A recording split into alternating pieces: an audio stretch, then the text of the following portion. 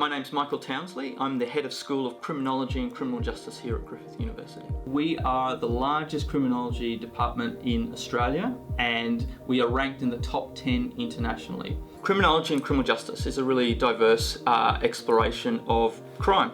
It draws on a whole range of different disciplines: law, sociology, psychology, public health.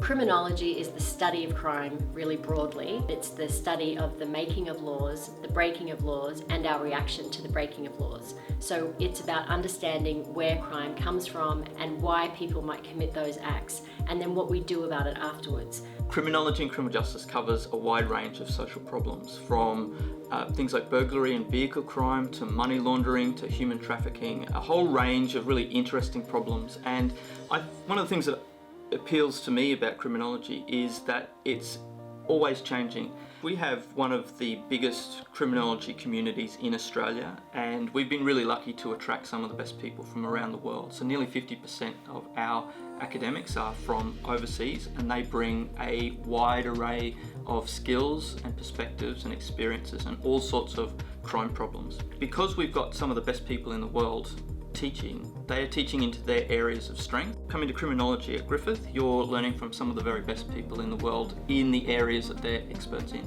In terms of what you can study with us, we have a focused 3-year bachelor degree, Bachelor of Criminology and Criminal Justice. We also have a range of double degrees, and they are 2 degrees where the disciplines are complementary in some way.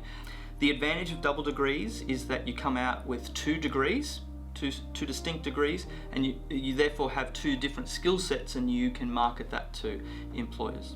Our mission at Griffith is to create a safer and more just society, and we do this through 2 ways.